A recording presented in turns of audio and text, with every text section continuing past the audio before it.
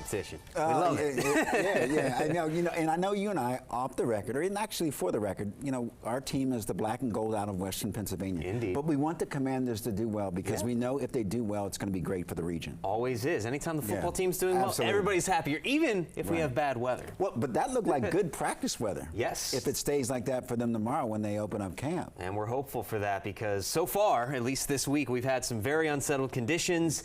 Today, we're catching a small break, but folks, it is going to revert back to what we saw last night here pretty quickly. There's our live look out toward the National Cathedral. Some clouds in the background, but thus far, that's it. Just cloud cover. We have not had any rainfall since around midnight last night. That is when the storms, some of those heavier downpours that we were experiencing, finally wrapped up, and we've been in a lull ever since over the last 12 hours. So clouds are continuing to stream on past with some pockets of sunshine breaking out, and that sunshine will warm us up a little bit before the next batch of showers and storms arrive here. Now, the front that's been causing this unsettled pattern, the reason we're seeing some dry weather is because this front is just south of us, down more towards southeastern Virginia, but it's going to bounce back north as we go through the second half of the day today. And as that happens, additional rounds of rainfall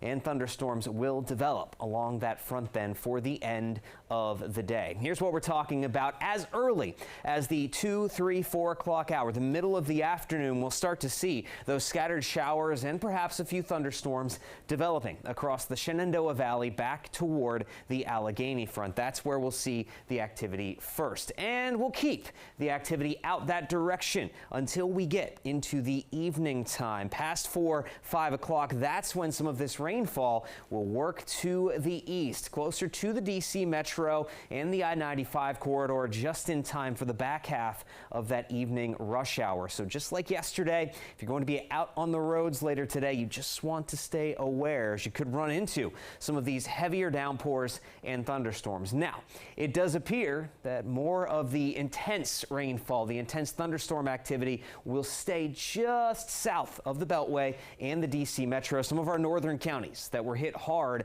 last night should catch a break from the heavier rainfall. But yeah, that more intense activity will cross southern Maryland as we go into the night. But then after 8, 9 o'clock, things will begin to wrap up. Now, we just want to avoid the heavier rainfall if we can, because that's where we could run into those flooding issues like we saw in the Hagerstown area last night. If we can just get waves of consistent light to steady rain, that will be a good thing, as this will help with our ongoing drought. We should see more of that as we head into your Wednesday morning. The next batch of showers will already be developing for the start of the day tomorrow, so we'll take that rainfall, and then as we go into the afternoon on Wednesday, once again, we're going to see much of the same with scattered showers and storms. Not everybody will be soggy, but the chance of wet weather continues. So overall, we're not going to break up this pattern anytime soon until Thursday. A cold front will cross through and give us one last burst of rain and storms there before the weekend